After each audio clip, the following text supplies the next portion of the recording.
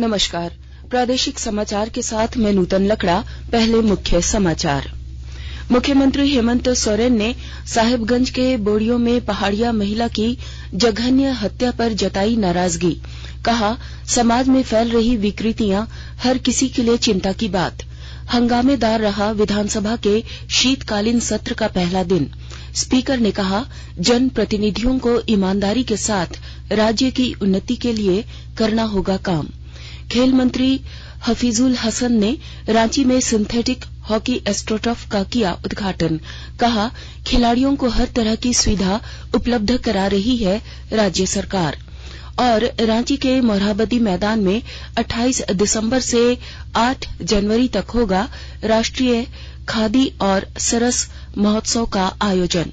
देश भर के बुनकर, कारीगर और कलाकार रहेंगे मौजूद। और अब समाचार विस्तार से। मुख्यमंत्री हेमंत सोरेन ने साहिबगंज जिले के बोड़ियो में पहाड़िया महिला की जघन्य हत्या पर बेहद नाराजगी जाहिर की है। श्री सोरेन ने आज रांची में पत्रकारों से बातचीत में कहा कि समाज में फैल रही विकृतियां हर वर्ग, हर समाज के लिए चिंता का विषय है। फैल रही है, ये लगता है ऐसे आज के दिन में जो समाज में विकृतियां फैल रही हैं, ये हर समाज के लिए चिंता का विषय है। और ये विकृतियां क्यों आ रही हैं, ये भी एक चर्चा का विषय है। और इसका समाधान कैसे हो, ये भी चर्चा का विषय है। इसलिए मेरा ये मानना है कि इस तरीके की घटनाएं वर्तमान समाज के अंदर जो एक बड़ा घर बनाने की प्रयास है, उसे कुचलने का पुरजोर प्रयास होना चाहिए। हर लोग मिलकर ऐसे घटनाओं को लेकर अपनी प्रतिक्रिया, अपनी बातों को, जो ये बिल्कुल इस लोकतंत्र में जिसकी जगह नहीं है, उसको पनपने ना दें। झारखंड विधानसभा के शीतकालीन सत्र का पहला दिन आज काफी हंगामेदार रहा। सदन की कार्रवाई शुरू होने के साथ ही भारतीय जनता पार्टी के विधायकों ने साहिबगंज जिले में पहाड़िया आदिम जनजाति समुदाय की एक महिला की जघन्य हत्या मामले को लेकर जोरदार हंगामा किया। हंगामा कर रहे विधायक रणधीर सिंह टेबल पर चढ़ गए, जिस कारण विधानसभा अध्यक्ष रविन्द्र नाथ महतो ने आदेश पर उन्हें मार्शल आउट कर दिया गया।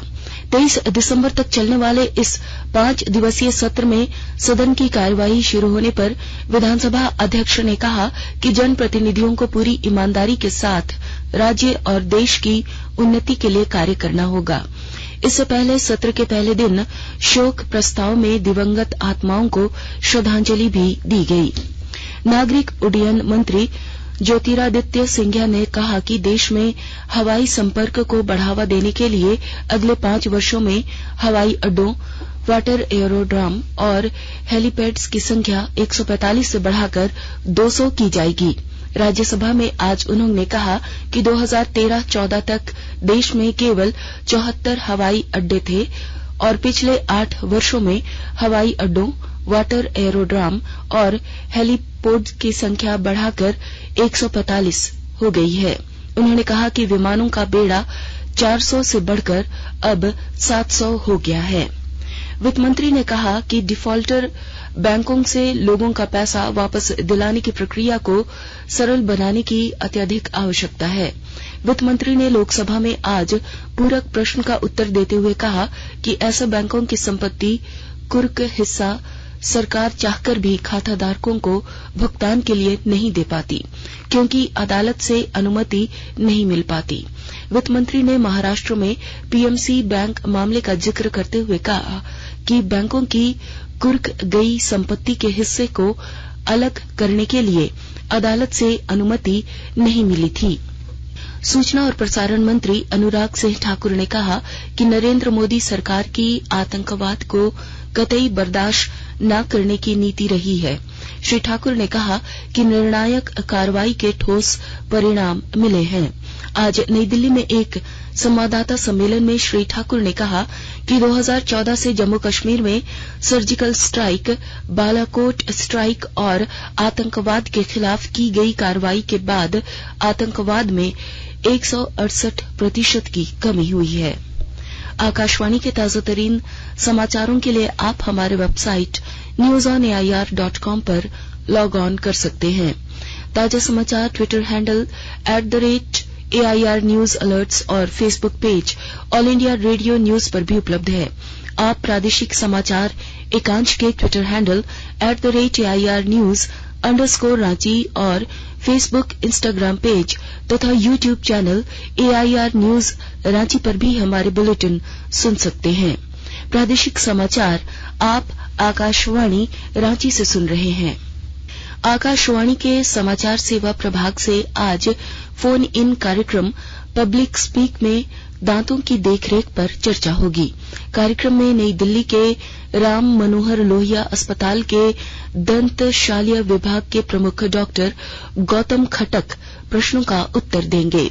श्रोता विशेषज्ञ से ओरल हेल्थ पर रात 9:30 बजे से टोल फ्री नंबर 011-23-717-106 और 011-233-14444 पर प्रश्न पूछ सकते हैं।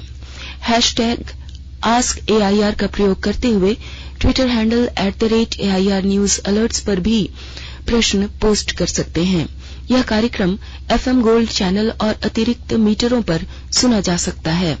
कार्यक्रम हमारी वेबसाइट newsonair.com.nic.in और हमारे यूट्यूब चैनल न्यूज़ऑनAIR ऑफिशियल पर भी उपलब्ध है।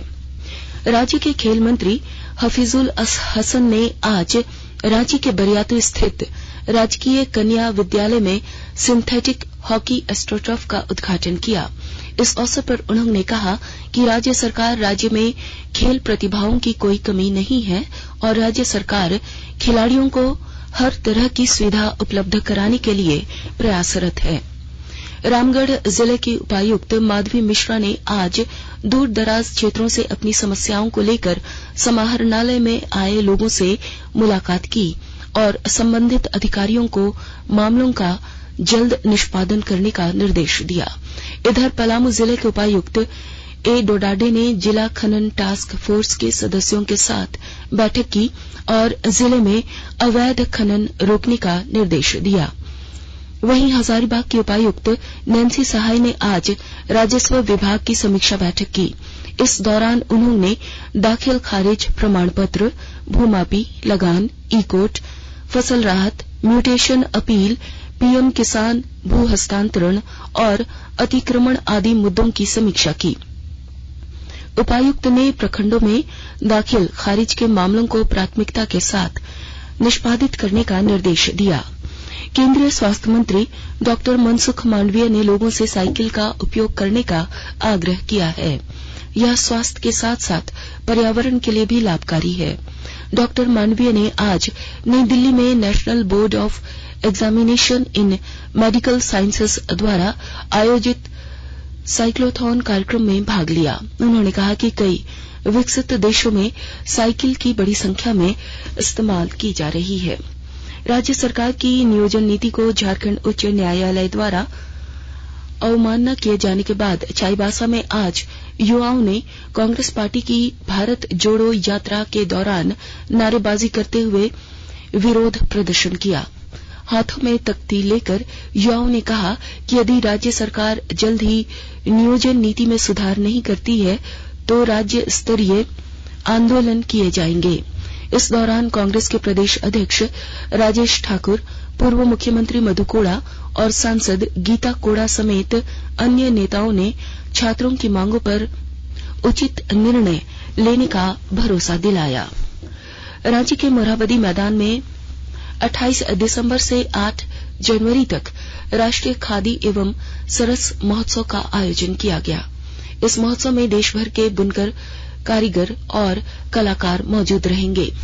इस बार महोत्सव में झारखंड के पर्व और स्थानीय नृत्य के नाम पर हैंगर का निर्माण किया जाएगा। झारखंड राज्य खादी एवं ग्राम उद्योग बोर्ड के मुख्य कार्यकारी अधिकारी रखलाल चंद्र बेसरा ने आज भूमि पूजन के बाद इस बात की जानकारी दी। और अब अंत में मुख्य समाचार एक बार फिर। मुख्यमंत्री हेमंत सोरेन ने साहिबगंज के बोरियो में पहाड़िया महिला की जघन्य हत्या पर जताई नाराजगी। कहा, समाज में फैल रही विकृतियां हर किसी के लिए चिंता की बात। हंगामेदार रहा विधानसभा के शीतकालीन सत्र का पहला दिन। स्पीकर ने कहा, जनप्रतिनिधियों को ईमानदारी के साथ राज्य की उन्नति के लिए करना होगा काम। खेल मंत्री हफीजुल हसन ने रांची में सिंथेटिक हॉकी एस्ट्रोटर्फ का किया उद्घाटन। कहा, खिलाड़ियों को हर तरह की सुविधा उपलब्ध करा रही है राज्य सरकार।